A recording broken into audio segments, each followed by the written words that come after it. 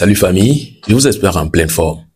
Alors, comme vous l'avez remarqué au titre de la vidéo, finalement, Egunti Béhanzin sort aussi pour répondre à Ferdinand Haïté. Nous avons vu circuler une vidéo live ou bien une vidéo hier dans laquelle on peut voir Ferdinand Haïté qui s'adressait à Egunti Béhanzin.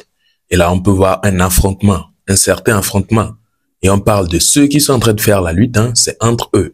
Mais bizarrement, ils sont en train de s'affronter finalement. Et c'est bizarre, on ne sait pas réellement c'est quoi le problème, ce qui a causé tout cela. Bref, je vous laisse regarder ces quelques mots qu'il a eu à dire et nous allons poursuivre avec une vidéo sur laquelle j'aimerais que vous me partagez vos avis en commentaire.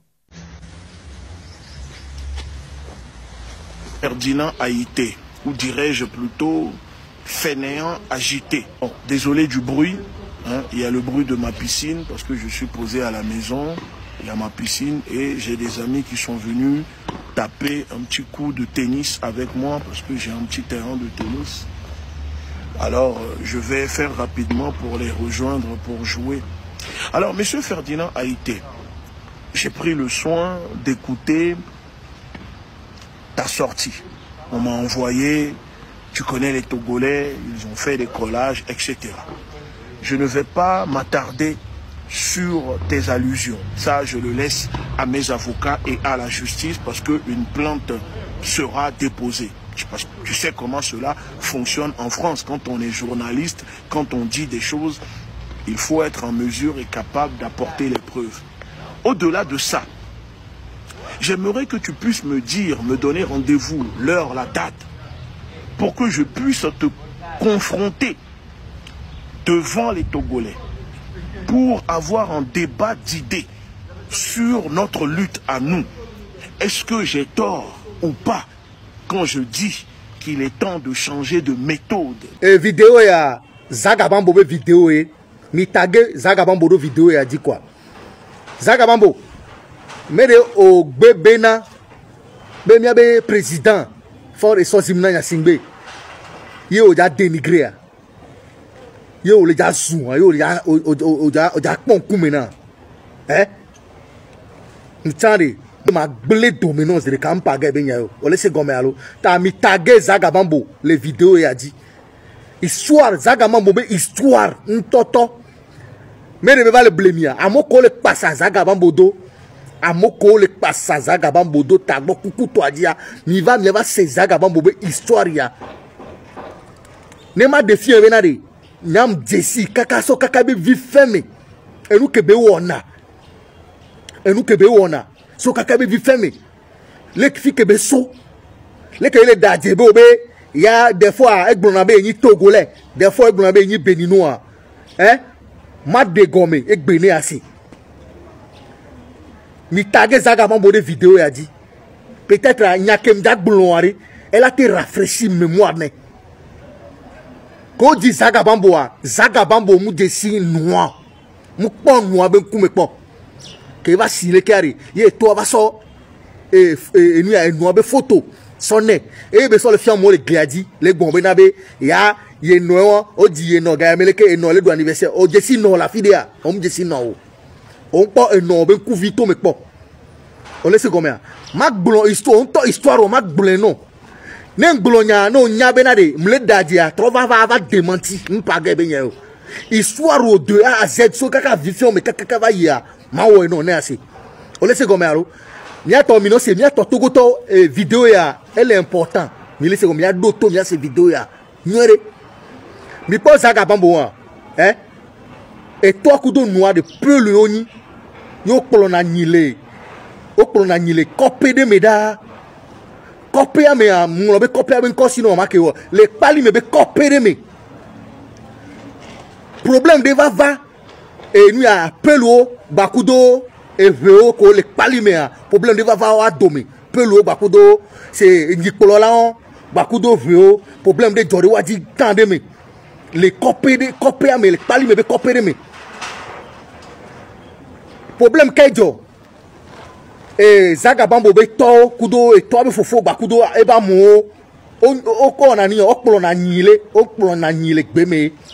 o so ni so ya mo be agbleme enyi avec gbela mo be enu ya amo pabli enyi avec gbela mo be enu ya agble blé amobe du amobe bli kore kuto le dia evova va le glona pelu zaga bambo be to be na yi o blessé nke oyo mtu enyoro pome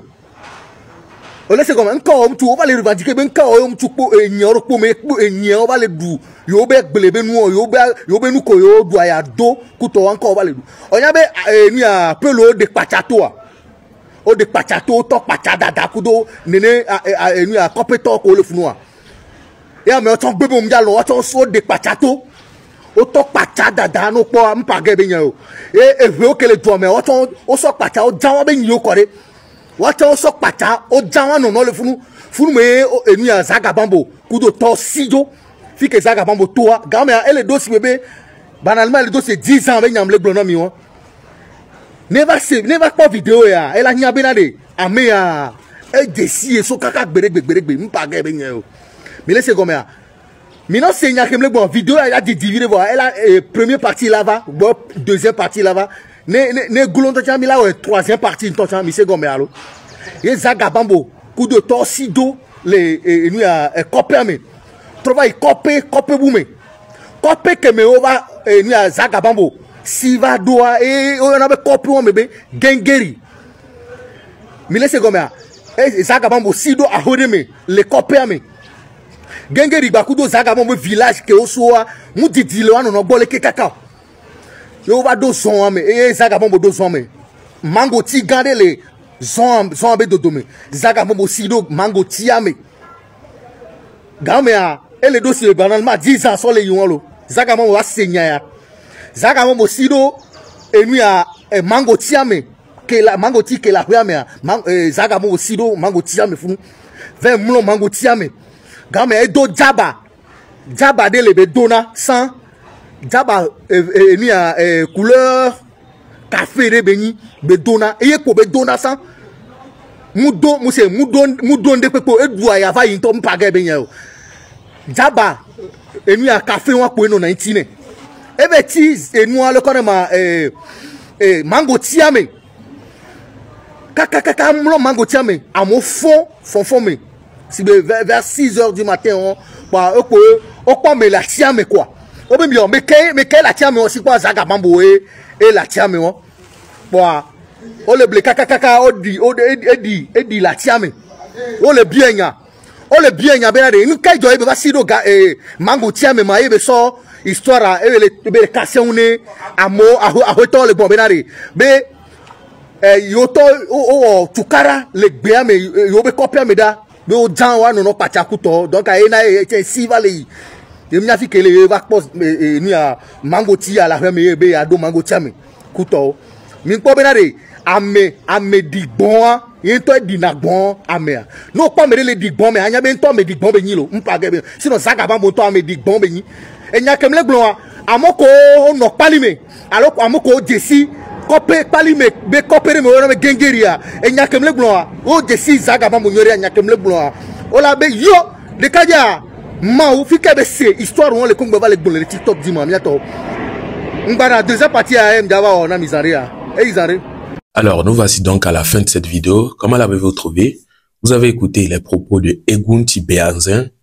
face à Ferdinand Haïté. En tout cas, il n'a pas dit beaucoup de choses, il a dit peu de choses, ou bien plutôt, c'est le peu que j'ai trouvé pour venir vous amener ici. Du coup, qu'est-ce que vous pensez de cela? Qu'est-ce que vous avez écouté ou bien vous avez retenu, que vous a peut-être touché, que vous a fait mal ou bien qui vous a plu dans ses propos? N'hésitez pas à me le dire dans les commentaires, ça ferait vraiment plaisir.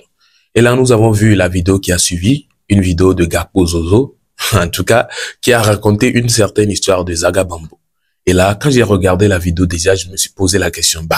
comment se fait-il que lui connaît tout ça là de Zaga Bambo? Est-ce qu'il était là-bas ou bien comment? Je me suis posé énormément de questions parce qu'il a raconté comme s'il était juste à côté de Zaga Bambo quand tout cela se passait. Ou bien il avait mis une caméra sur lui. Je me suis posé cette question et je ne sais pas vraiment c'est quoi la réponse. Parce que lui-même, il a dit au début que ce n'est pas une histoire à raconter, que c'est la réalité qu'il est en train de nous raconter. Mais là, apparemment, l'histoire a l'air d'une histoire,